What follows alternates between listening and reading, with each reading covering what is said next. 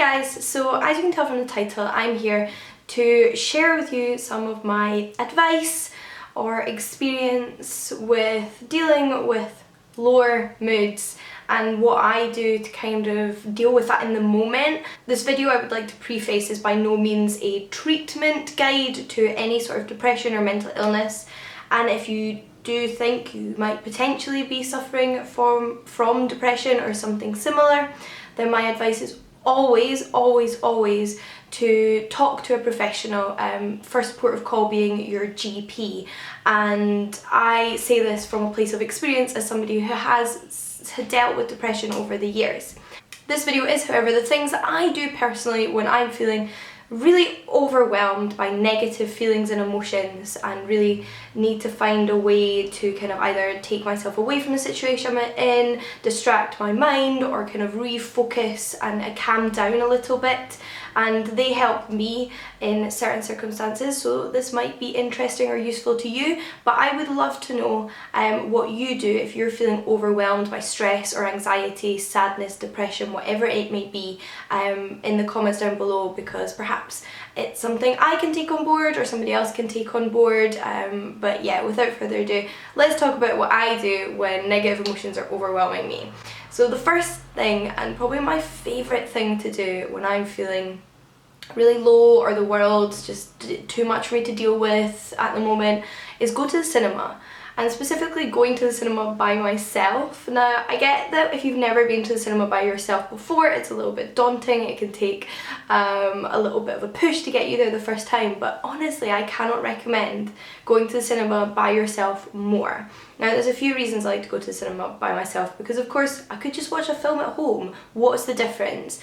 I like to go to the cinema because I really feel like in that space I am shut off from the rest of the world. I'm in this strange carpeted room with no windows, in the dark, with a massive screen. I can't talk to people, I can't be on my phone or technology, I can't pause the film or distract myself in any other way. I'm very much absorbed in whatever is going on that screen for the, say, 2 hours, and it's like the rest of the world doesn't exist. It just gives me a moment to declutter my mind and really just immerse myself in another world.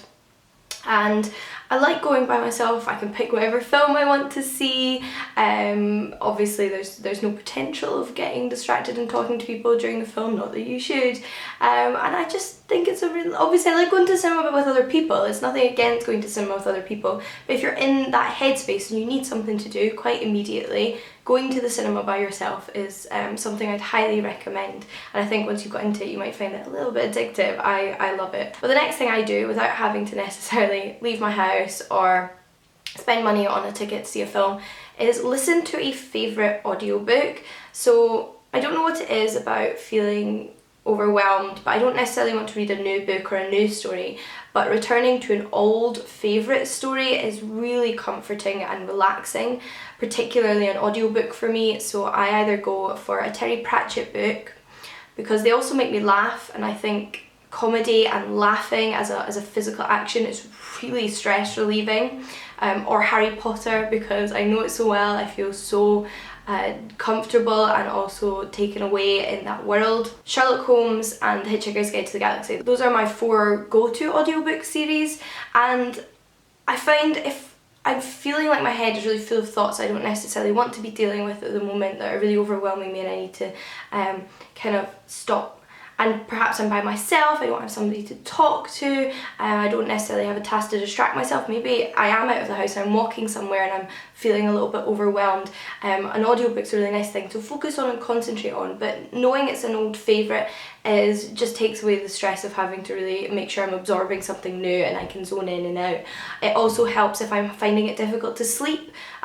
If, like me, you sometimes find your thoughts start to overwhelm you, or sadness or stress starts to overwhelm you when in that moment when you've turned off the lights and you're supposed to be going to sleep and you can't relax, listening to an old favourite audiobook's perfect. You can fall asleep in the middle because it won't matter, you know what happens, and it's just something really calming that I really enjoy at bedtime.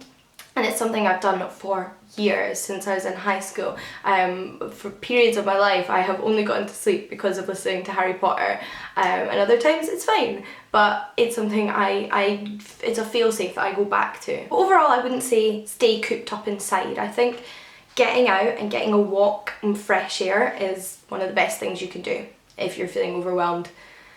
Oh, it's one of those pieces of advice that's so standard, it's repeated over and over and again, but it genuinely is a good piece of advice. Going for a walk, you might have a park near you, go for a walk around the park, or just a walk around the block. Just go and walk up to another street, go on a circle. There needs to be no purpose to this walk. There can be if you want, but honestly, just dawdling without purpose, out and about, moving your body, getting fresh air is a wonderful thing to do. And you can listen to an audiobook or music, or you can just, process your own thoughts, just think. And sometimes that's exactly what you need to do. On that note, another thing I do is to exercise. If I've not exercised for a while, I can find it difficult to remember why I should exercise, because it's not for weight loss. It certainly doesn't have to be for weight loss.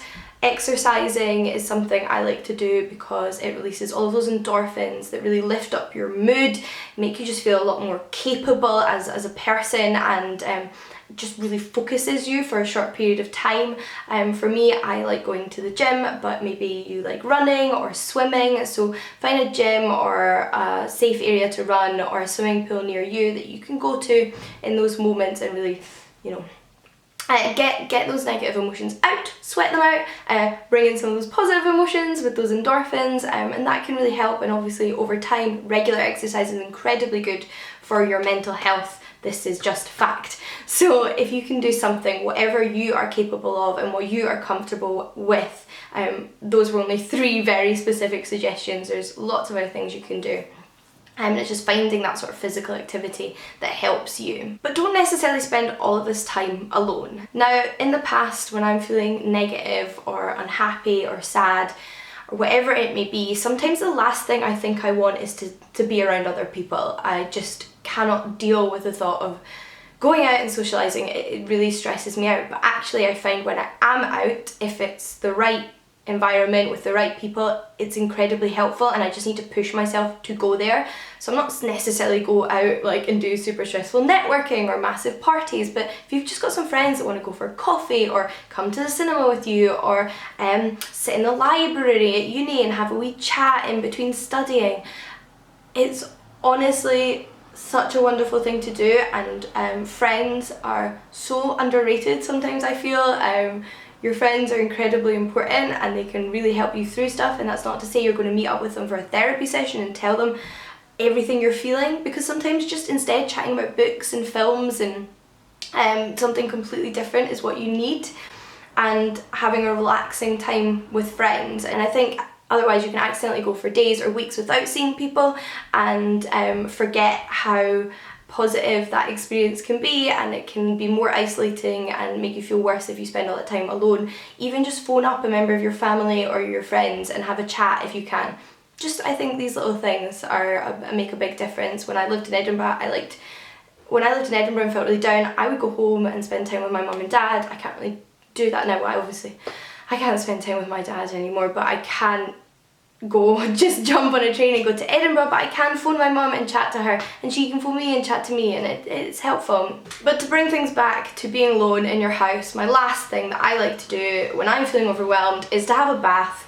I say that I can't actually have a bath anymore because my flat in London doesn't have a bath, but when I lived in flats with baths and when I lived at home, baths were a relaxing thing for me to do. But a bubble bath, you can just put some shower gel that makes some bubbles in your bath, lie in it, put your audiobook on, read a physical book, whatever you want to do, listen to some music, just clear your head. When you're in that bath, you can't do anything else. Obviously you can maybe read a bit or something, but you're shut off from the rest of the world. You can't be tackling work or tasks. Just absorb sitting in that water and just existing and just relax.